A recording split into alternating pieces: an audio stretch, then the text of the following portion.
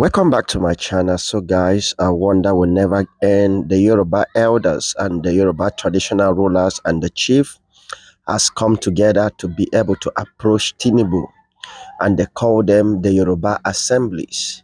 They tell Tinubu to flush out terrorists from the Yoruba land. Now Tinubu is still a president, that he should use his office as a president to be able to flush out the terrorists and the Fulani herdsmen from Yoruba land before it get out of hand. So guys, what I'm trying to ask, could this work? Because you remember Nende Carlo has been preaching this. Okay guys, before we come back, please listen to this. If at all Tinubu have the real power to be able to get this vote out from Yoruba land. So take a look up, listen to this. And Aswaju called me. He says, Hajia, I said, sir. He said, I respect your stance on not accepting the appointment. I said, yes, sir. Because I can't be a zombie. I just can't follow you because you said I should follow you. Let me know what you have for us up north. Because if I made a mistake on Buhari, with you, the truth is written on the horizon. So I have to know what you have for us. He said he's in London, that if I can, I should go over.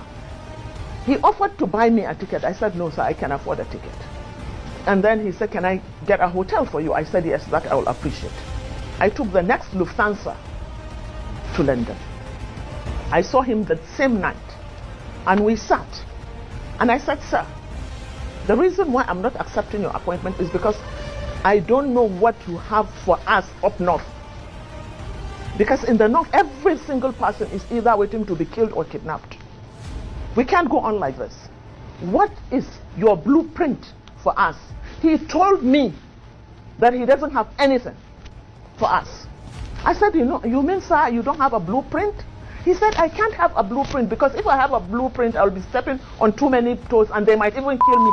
This was what So guys, you had it by yourself. That is why nothing is being done since President Tinubu get into office. This guy has taken over everywhere, and they did it as their birthright. Look at the little thing that happened to Edo, the demand for justice. But look at all this, why they have been killing Christians, killing a lot of farmers in Yoruba land, in Enugu, all parts. But guys, you have just had the truth. So guys, listen to this before I play you guy what Nande Kalu was saying about this. President Bola Tinubu's administration took up the rising wave of terrorism plunging the Western Nigeria. The group made the call during the Western Nigeria Security Summit held at Oramiya Hall in Ikeja, Lagos State, where stakeholders, security experts, and traditional leaders gathered to address the security crisis threatening the region. In his keynote address delivered on behalf of the Summit Planning Committee, Adewande Adeoye, painted a grim picture of the ongoing violence in Yoruba land, citing the alarming rise in terrorist attack, kidnapping, and land invasion. Adeoye emphasized that the people of Lagos, Ogun, Oyo, Osun, Kwara, Kogi, Ondo, Ekiti, Edo, and Delta states have suffered relentless assaults that have cost thousands of lives. So guys, let's not pretend that when this thing started that the state that Nigerian did not know about this, because Nnamdi Kanu was singing it as, he was preaching it. It was a preaching. But, when our people want to gain a political powers, when money, they give you money and they look what you want to achieve. One thing you should look at what is going on in Nigeria today is that, the people we call our leaders, people are choosing to be a political leaders and others chief. A lot of them never look at the future. Or when they present them with a gift, the money, the position of power and authority, and the money, what they want to benefit, they will never think about the future, the consequence which this thing they want to accept will bring for them. So guys, I don't know, look it in that view, because I don't want to speak at, yes, because not that this thing that is going on, they themselves did not know. Opportunity was presented, position was presented, money was presented. but they never say no. If we accept it, what will be the future of our children? What will be the future of our state? What would be a future of, they never thought. They accept, and now look at what is going on. And you guys, since this started, have you ever had one of the chief speak out? And if this guy start, have you ever have governors, those leaders speak out? It's just to know that all this, something was behind the scene, and now it has become a nightmare. So guys, okay, listen to what Nende Kalu was telling them. Then we'll draw the curtain to the close. Thank you. Take a look. Absolutely none. So you have nothing to lose. Absolutely nothing to lose. You look at them now, how they have now descended on Yoruba people, asking them to concede, give us your forest, we must graze, we must do this, we must do that. And slowly before your eyes, they are giving in, they are capitulating, they are allowing them to, if you don't give it to us, Tinubu will not be president in 2023. Tinubu won't be the president. That's what I'm saying to you. And foolishly you will agree and hand over your land to them. And once they take your land over from you, look at Hausa. Because there is a saying where we come from. If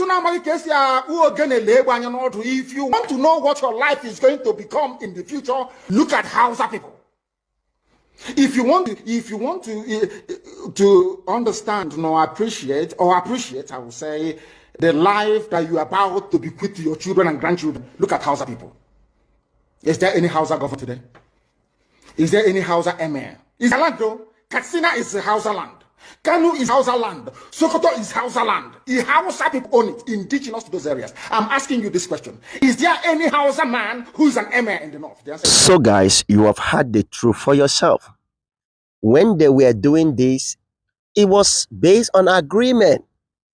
They never thought the consequence that will come with this. You heard what Nande Kalu said. So guys, I don't want to say much. I just want you to drop your own opinion. This is the consequence. It has become a nightmare. That is why this guy can boldly kill, rape the women. They are doing so terrible thing that nobody is speaking. How can you go to someone's farm, takes your animals and eat all day? They even help to uproot the crops of those people. And they rape, the mother rape the daughters. They were using stick to be choking in their vagina. Terrible things. But look at the little thing that go on in Edo. They spark up. And the governor quickly go to apologize. And what about the people that were killing in Edo State? Why did the governor not come to talk to the families? It's a very painful thing. How? Let that governor think. How will he think that his wife, his children, that he has suffered for all these years, being killed, raped, molested? It's very funny. Guys, I don't want to say much, but guys, what did you think? Drop your own opinion. Thank you.